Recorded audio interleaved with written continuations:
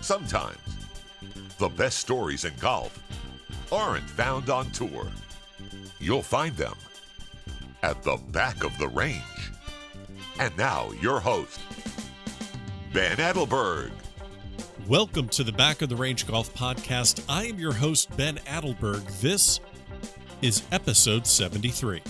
Before we get to this week's episode, just wanted to thank each and every one of you for listening to the Back of the Range, for telling your friends about the Back of the Range. I cannot believe we are already at 73 episodes.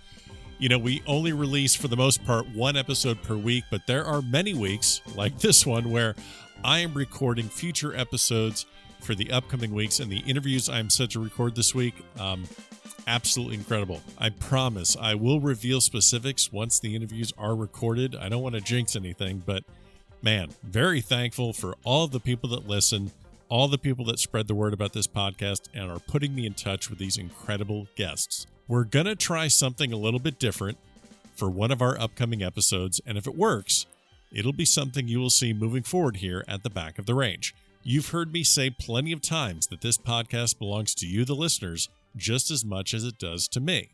Perhaps after listening to some of our previous episodes, you might have said to yourself, man, I wish she would have asked this question or that question. Well, now you get your chance to be involved in the direction of these interviews.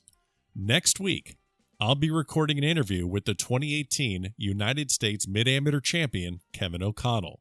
For those of you that might not know his entire story, Kevin was almost set to leave for European Tour Q School and make another run at professional golf. But when he got to the U.S. Mid-Am at the Charlotte Country Club, he played well and then made match play and kept winning and winning until the trophy was his and all of the perks that come along with it. He played in the Masters this year. He's heading to Pebble Beach to play the U.S. Open. And after that, well, I'm not sure yet. Hopefully, I'll find out more about his plans for the rest of the year during the interview. Have you ever wanted to ask a USGA champion a question about their golf game? Or perhaps what it's like to play in the Masters, or what it's like to be on the short list to make the Walker Cup team? Well, here's your chance. Submit your question via email or DM it on Twitter or Instagram or Facebook. Hell, give me a call if you want to. I don't care. All of the information on how to get in touch with me, it's available in the show notes of this episode, and it's also available at thebackoftherange.com. Now, you know we like rewarding our listeners with some swag, and our friends at the USGA and Seamus Golf wanted to get in on the action as well. So, send in your questions. If some of the questions make it into the episode, which I know they will, we will send you some Back of the Range swag, whether it's a hat or a towel or an alignment stick. We have other stuff coming in as well. And someone's going to get a U.S. Open Pebble Beach engraved bag tag from Seamus Golf and the USGA. So, follow us on Instagram at the Back of the Range Podcast. You know the drill. We're on Facebook. We're on Twitter. Get engaged. Get involved with this podcast. And as always, thank you so much for supporting the podcast. So, NCAA Regionals are just around the corner, and so is the National Championship. So this week we're going to focus on not one, but two of the standout players in the Pac-12 Conference. Our guests this week are Brandon Wu and Isaiah Salinda from Stanford Men's Golf. I was able to catch up with these guys a while back, and I had to completely change the intro to this episode because they went on an absolute tear and are rounding into form as they get ready to host regionals at their home course. Stanford captured the Pac-12 Team Championship with Isaiah finishing 5th and Brandon finishing T7. Before the Pac-12 Conference Championship, Isaiah picked up an individual championship win at the Western Intercollegiate. The list of accomplishments these guys have to their names, it's absolutely incredible. They're friends from junior golf. They both found their way to Stanford, and they both are on the short list for this year's Walker Cup team. We talked about that, life on campus at Stanford, and the rich culture and heritage of men's golf at Stanford University. So let's get started. Let's get underway with this week's episode. Brandon, Isaiah, thank you so much for joining me here at the Back of the Range. How are you? Doing well. Thanks for having us. Yeah, thanks. Excited to be on the podcast. Well, we have spoken to a lot of college players through the weeks and months of this podcast, and you know we're gonna have to start a little bit differently because I am about twice your age, a working stiff in South Florida with the damn day job, And I don't know why I did this to myself, but it's a Monday evening, and I'm talking to two guys that are a lot better golfers than I am. They go to Stanford. They're a lot smarter than me. So boost my morale here to kick this off. What are you two guys bad at? Interesting. Brandon, we'll go with you first. Yeah, well, I'm sitting down. I'm trying to write my paper this morning, and I'm definitely a bad writer. So that's very apparent to me. What are you trying to write the paper on? Because maybe I could help. Yeah, well, so the class is actually on digital media in society. So I guess podcasts are, kind of in that realm. But I think the topic was our digital media technologies and egalitarian force in American society. So I don't know. What are your thoughts? Yeah, I'm not going to be able to help you with that too much. All right, moving on. Isaiah, what are you bad at? What are you working on right now? I guess sticking with the topic of school, you said, you complimented how smart we are. And I mean, being here at Stanford, that's definitely, I guess, kind of a prerequisite, but school is definitely not easy all the time. And for me, I just had a computer science exam about a couple hours ago. So I'm not the best at computer science, but I think it went pretty well. So okay, computer science is not my strength. Oh gosh. Well, I'm looking at, we're going to talk about your golf. We're going to talk about some of the things that you guys have accomplished over the last several years and definitely how you kind of got into the game because you've been connected basically through junior golf for quite some time. But talking about Stanford and the Stanford life, a lot of professional athletes have come through there, whether it's Michelle Wie or it's Andrew Luck and obviously Tiger Woods. Mm-hmm. But, Isaiah, I guess we'll start with you. Can you kind of speak to just the day-to-day culture of Stanford and maybe some of the misconceptions of Stanford? I think a lot of people refer to Stanford as kind of its own little bubble. It's not like a typical college town where you're kind of in a city or a town, and it's a really big campus.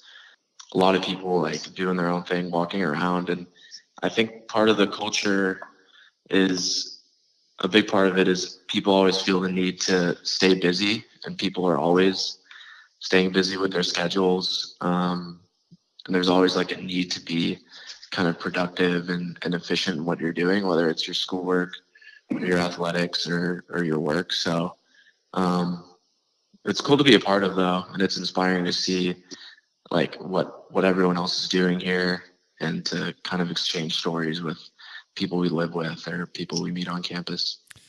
Brandon, I'm going to kind of pivot on this as well. You're surrounded by obviously, Stanford D1 powerhouse in just about every single sport.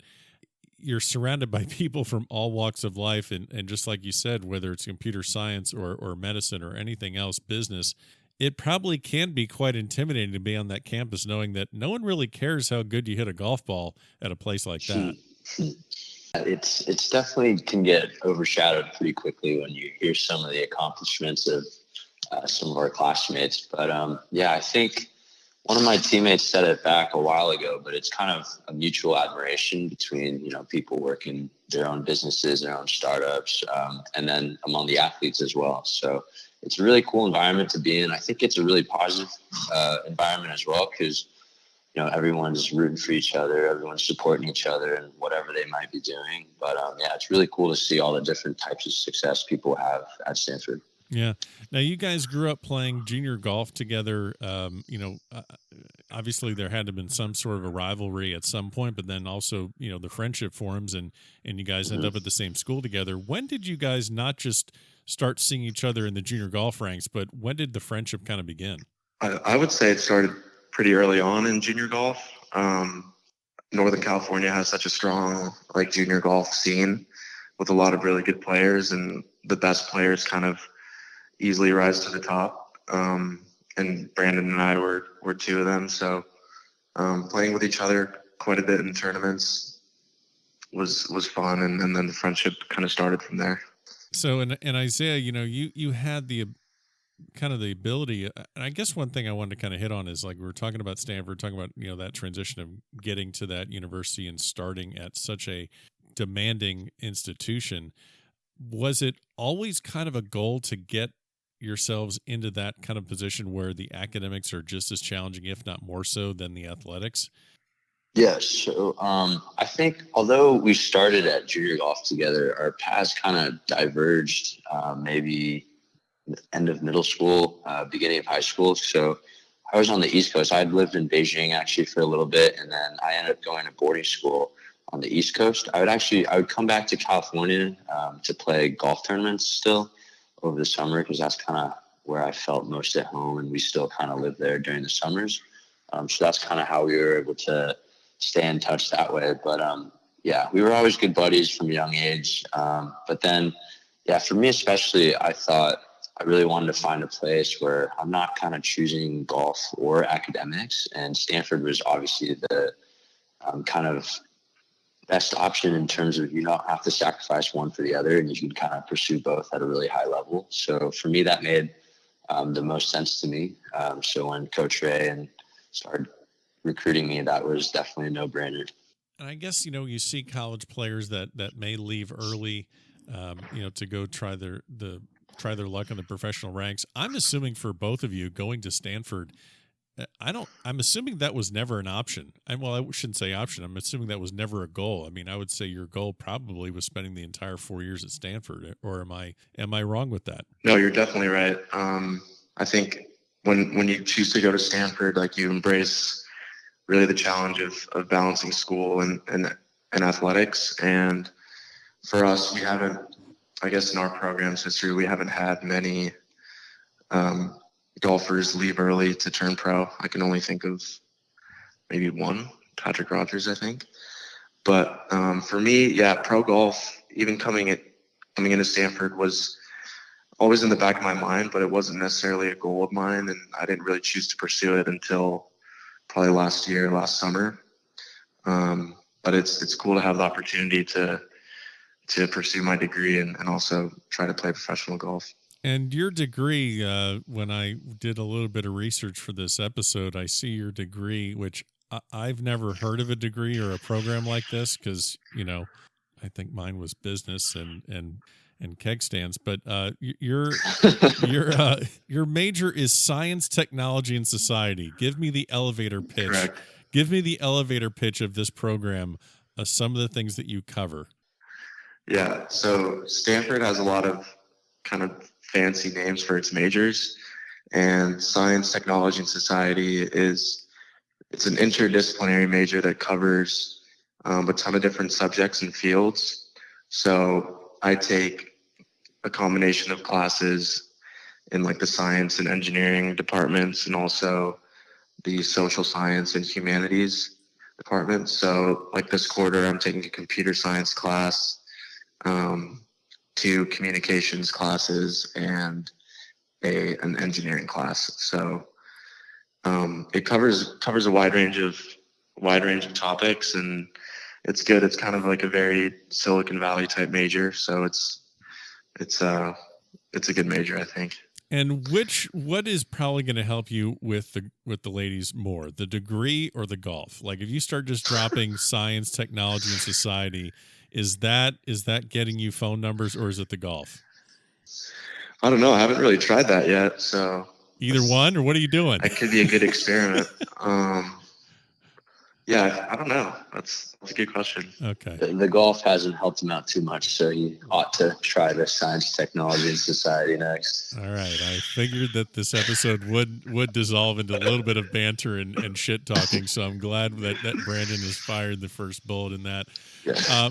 Brandon, I've heard that there's at least 7 or 8 different types of hair care products that you have on you at all times. Has it always been like that since junior golf, or is that something you just kind of started once you've moved to California and, more access to products? So the long hair was definitely, I felt like an East Coast thing for me, because, I get to go to school in Massachusetts, and all these hockey players and lacrosse players are all talking about their flow, and everyone has this long hair. And I was like, well, I guess it'd be cool for golf as well. Yeah. So I started growing it out. The more time I've spent in California, it's actually gotten shorter and shorter just because it's too hot. But yeah. That was something that I had to ask. Both of those questions I had to ask because I spoke with your assistant coach or former assistant coach Ryan Jameson, who's now at Florida Atlantic University. And something that we always like doing is whenever we get a guest on that has knowledge, firsthand knowledge of a previous guest, we always give them the option to tell stories. So this is an assistant coach that you had at Stanford. I've heard stories that maybe people think that the Stanford student is all buttoned up and what are things I'm hearing about these sprints in Cabo in parking lots? What is that all? What is that all about? Yeah, this was a legendary episode where Ryan, our assistant coach, always goes on these runs. Is always talking about working out, and he works out hard. And he came to a few of our team workouts, but then those slowly subsided. But he in Cabo, we're on the driveway waiting for cars or something. But suddenly, I forget who, but I get this idea to do these like 60-yard sprint races. And everyone's convinced that we're going to be faster than JMO, we call him, because we've got 15 years of age on him, and hopefully we're hoping that's enough. But nevertheless, one by one, he takes us down. He's just absolutely hauling it down the road.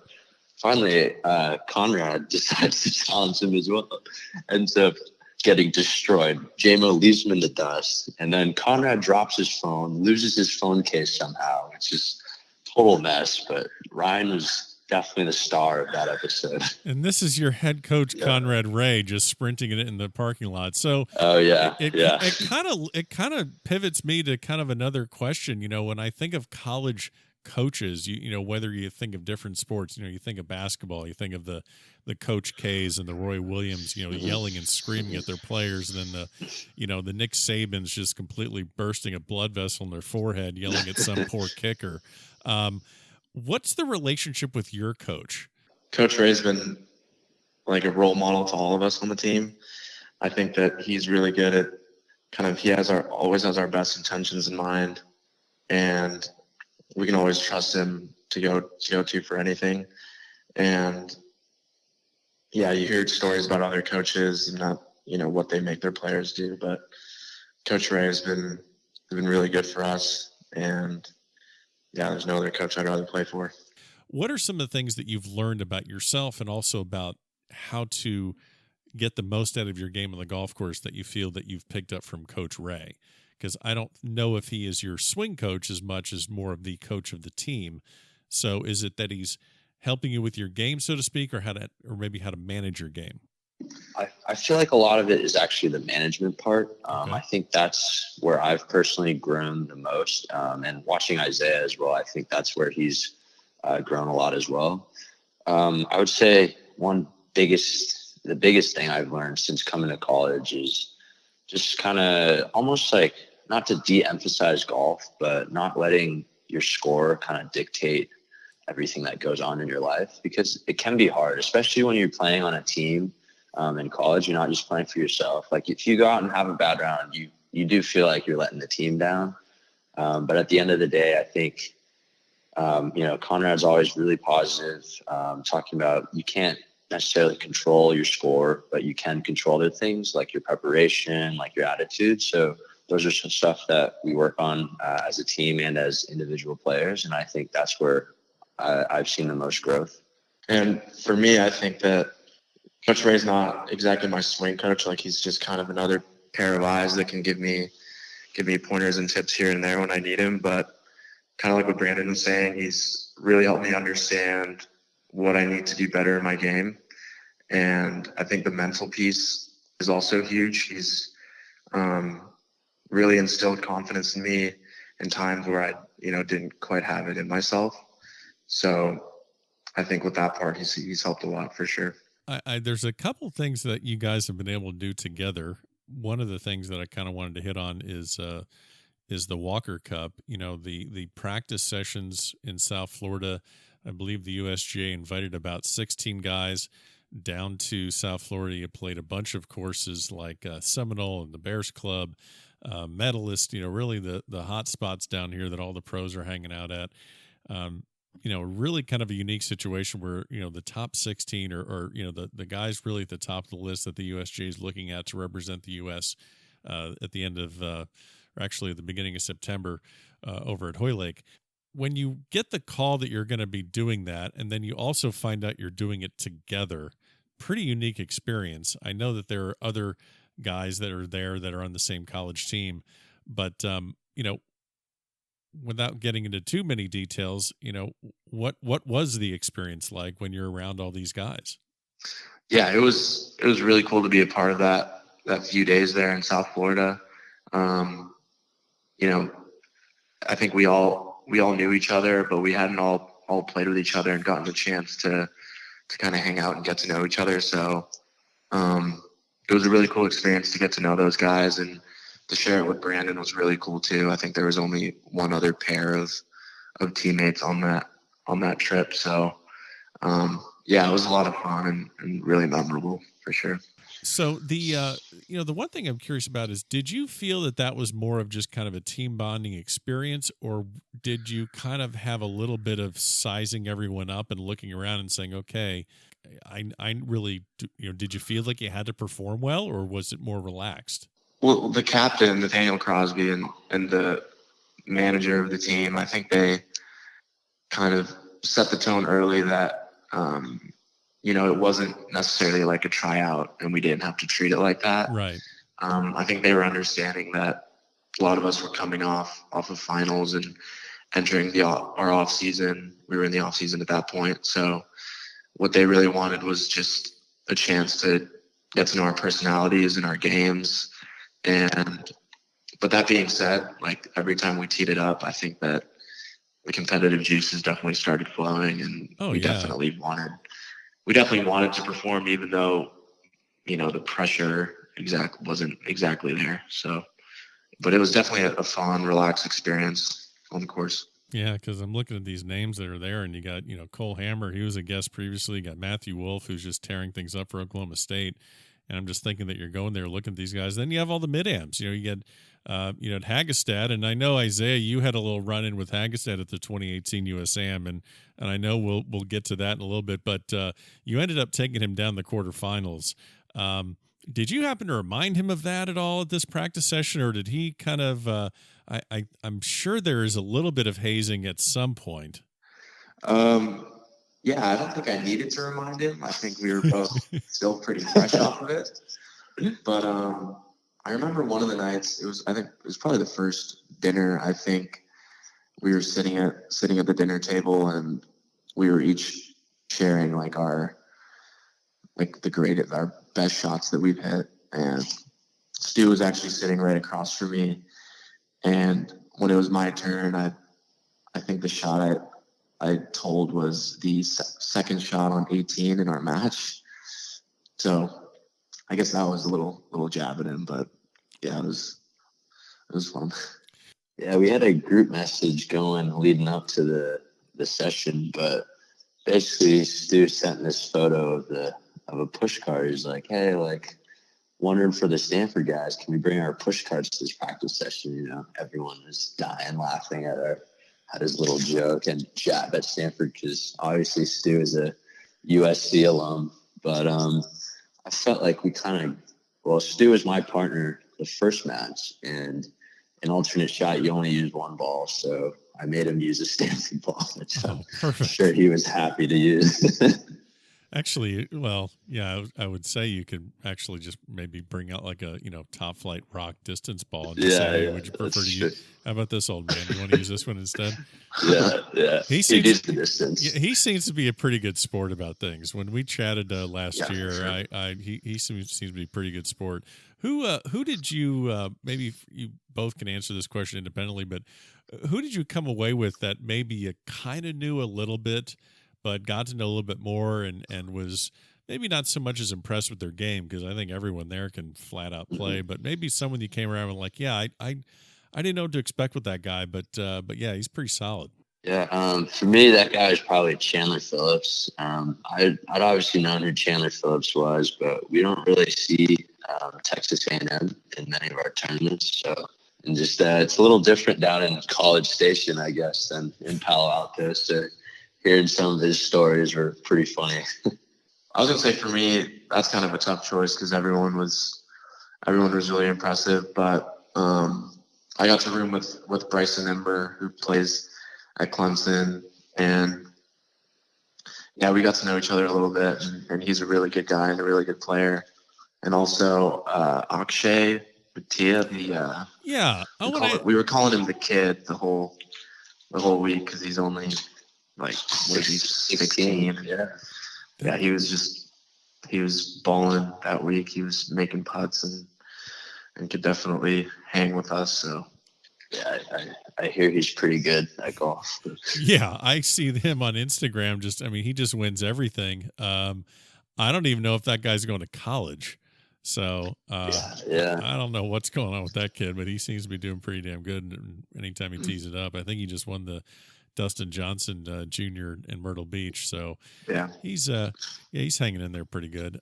Let's talk about the 2018 U.S. Amateur. So unfortunately, one of you spent a little bit more time there than the other. So I know Brandon, you missed the cut, and Isaiah, you went to the semis.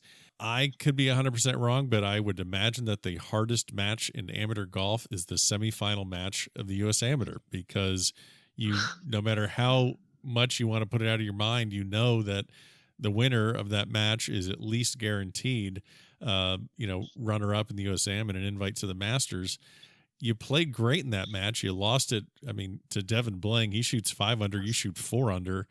Drawing back the curtain, how much are you thinking about the Masters invite the night before the match?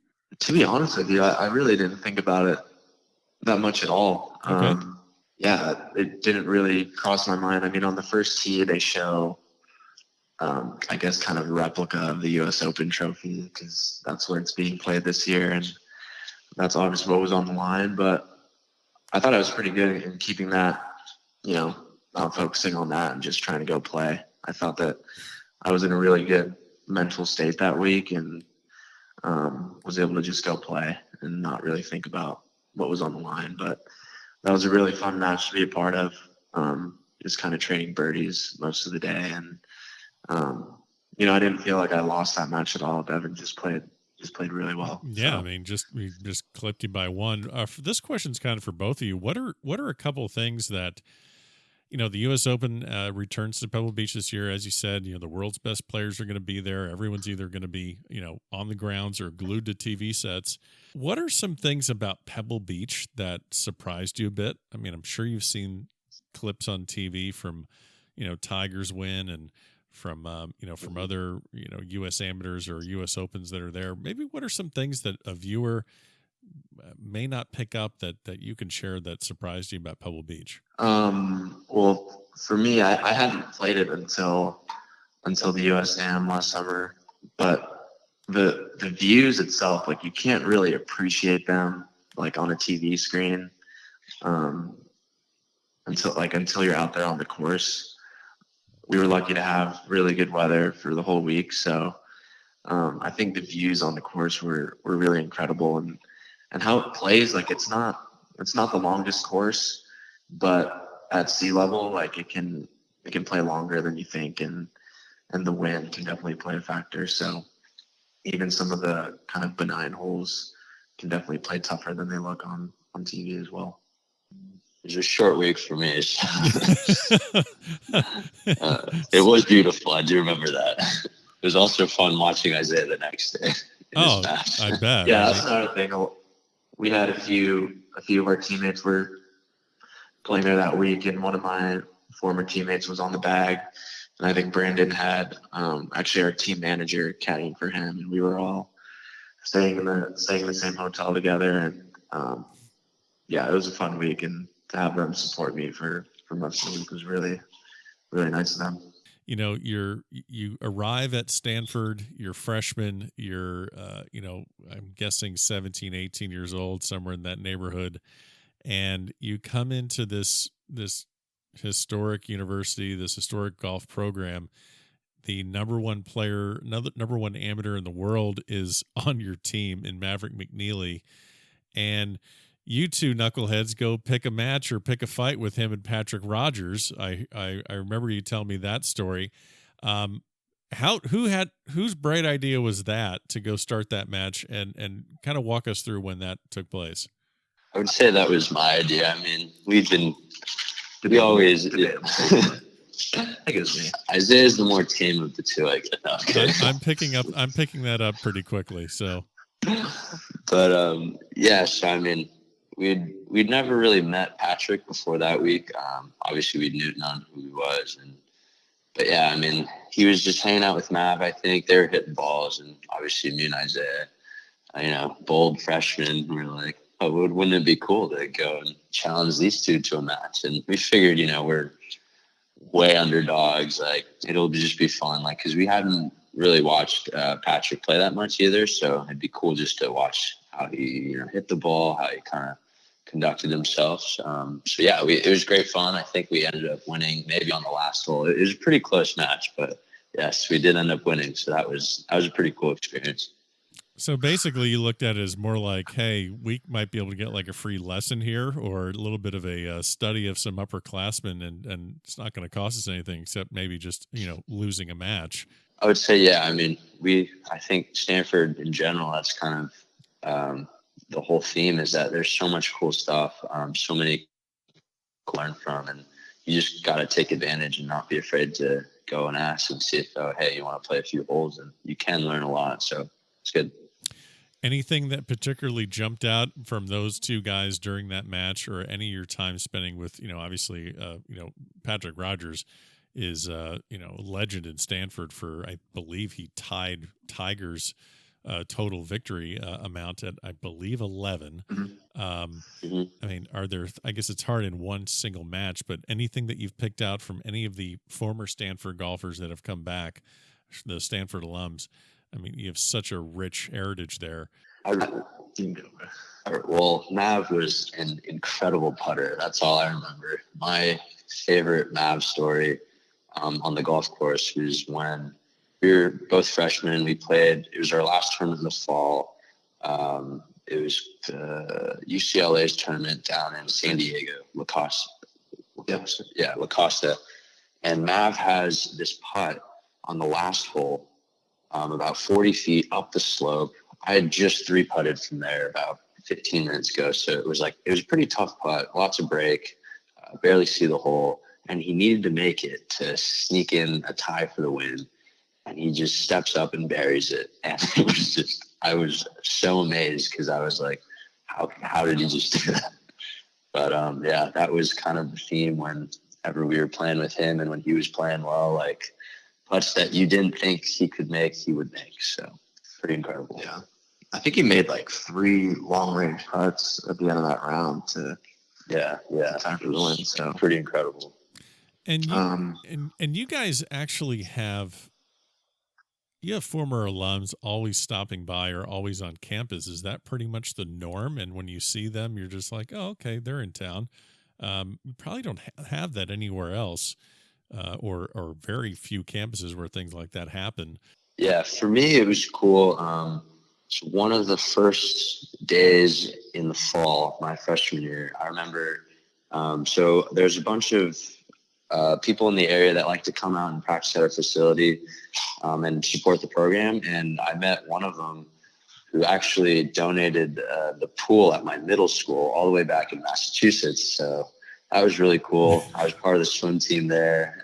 It was just really interesting to get to meet this person that, kind of played a role in my life already, and getting to appreciate them and thank them for supporting Stanford golf program. So yeah, it's just kind of incredible the people you get to meet through both, golf and just Stanford in general. I mean, there are a ton of alumni that come back and that we get to meet, but I guess the number one on my list would have to be Tiger, just because I idolized him growing up, and being an alum here is really cool to kind of share that label with him being a Stanford golfer. But I think I met him first. I think he came back practice here. I think it was our sophomore year. Fall of our sophomore year, and coach told us that he was going to be out here to practice. I think he was preparing for the Safeway Open, But yeah, like I really wasn't expecting like, just like to see him like he's literally like not even human to me. So just to meet him and like shake his hand, like I was like shaking, like I like forgot my name. Oh God, you fangirled over Tiger, didn't you?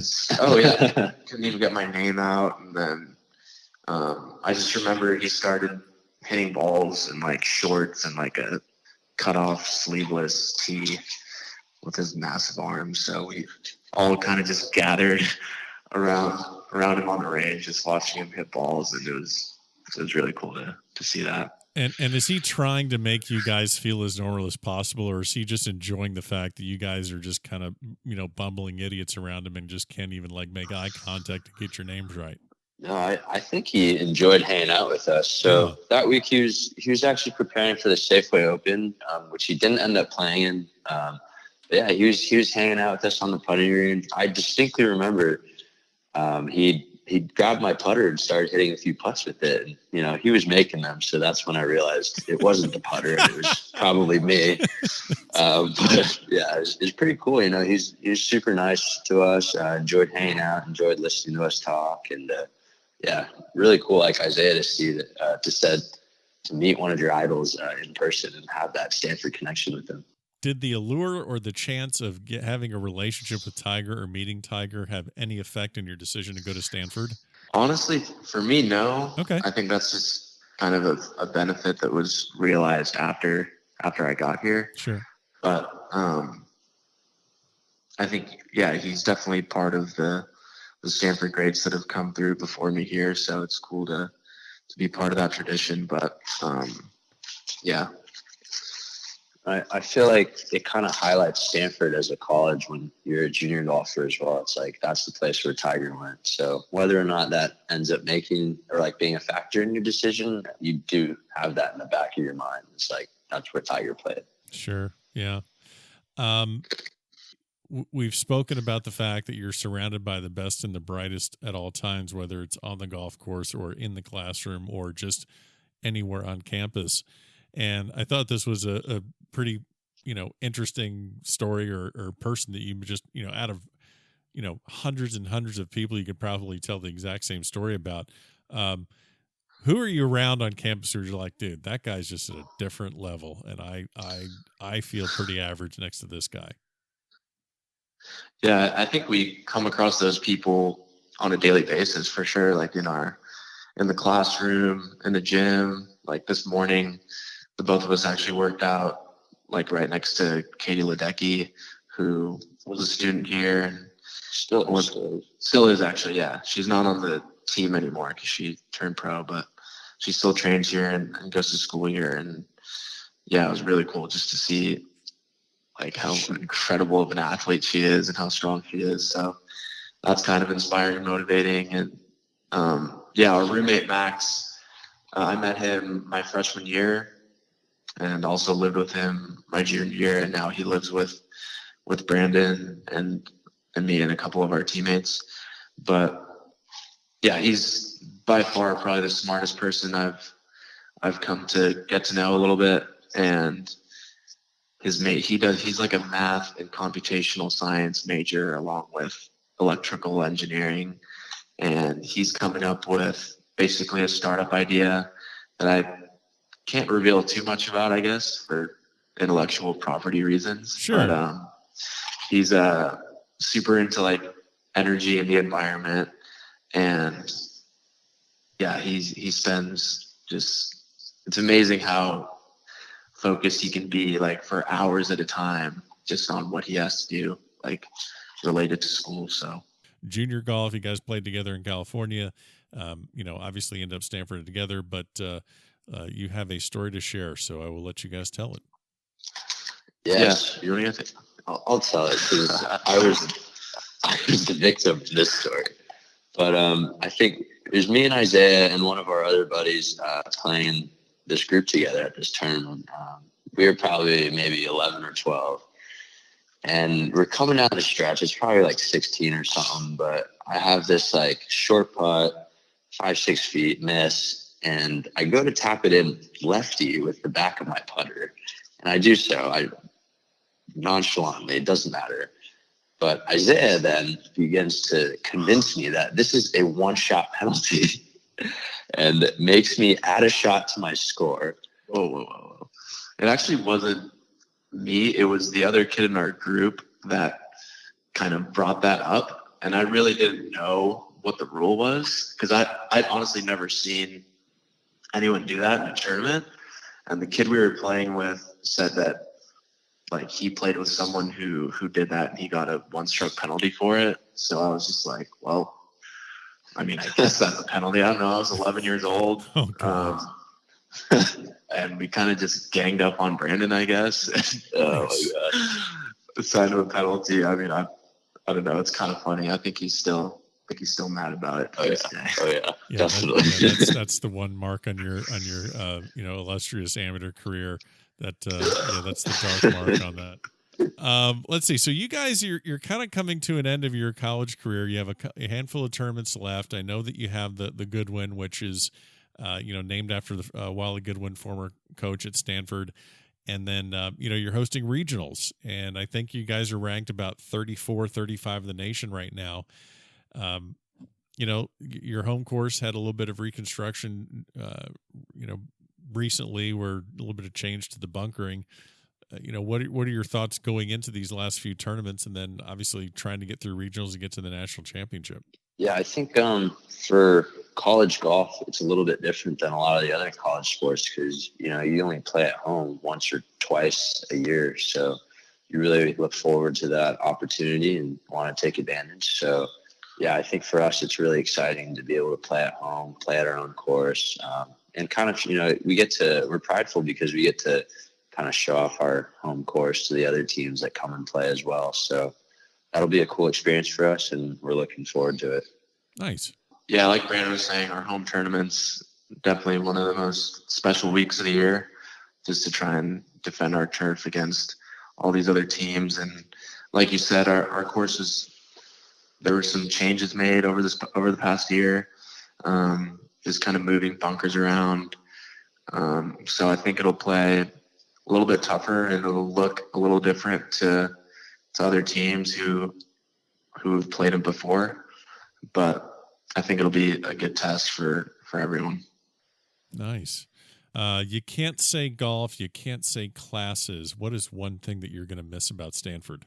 For me, it'll probably be team workouts. I think that that's like one of the most fun things we do as a team. I think fitness is something that our team takes very seriously.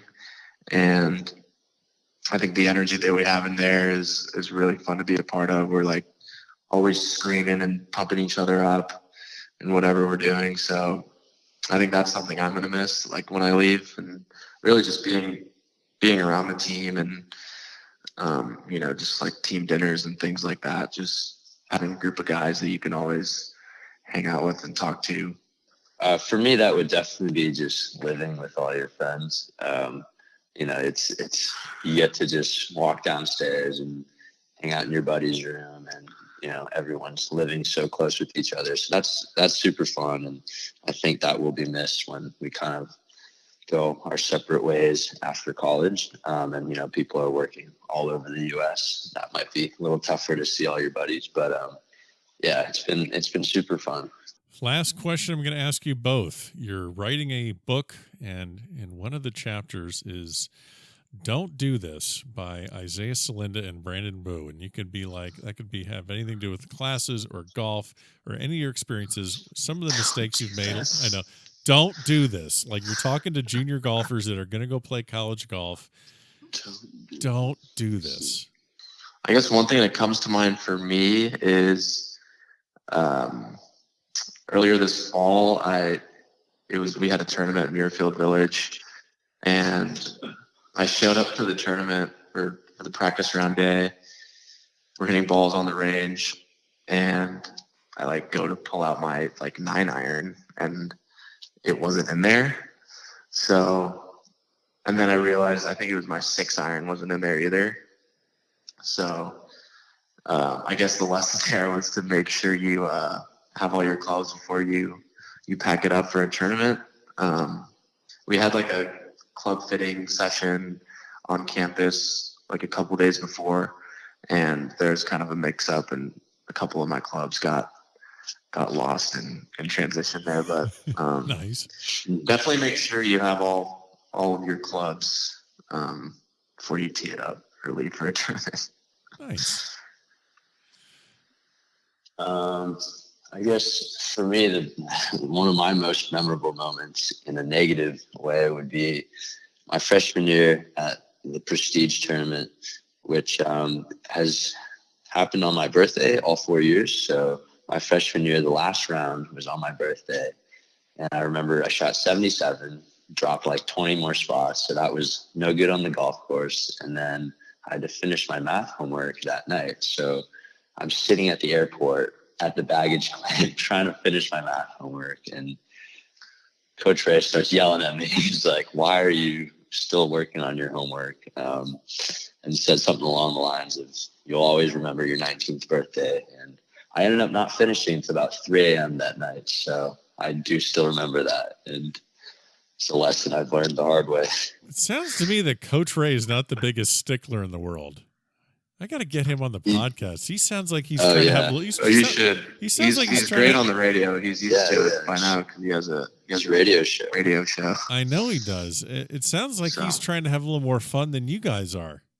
Yeah. He definitely likes to be one of the guys when he's around the team, especially on trips and when he's around us, because he has 3 girls at home. So so he's just drowning. He's just drowning in a pool of estrogen.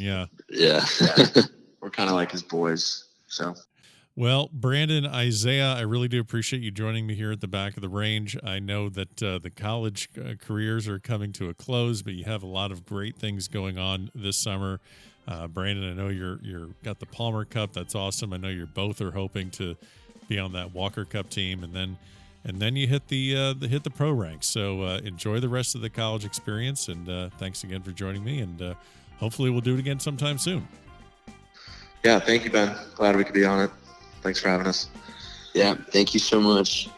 And that'll do it for this week here at the Back of the Range. Thank you so much to Brandon Wu, Isaiah Salinda from Stanford University. Best of luck to them at regionals. Best of luck as they chase down a national championship. Don't forget to follow us on Instagram, Facebook, and Twitter. We'll see you again next week for episode 74 here at the Back of the Range.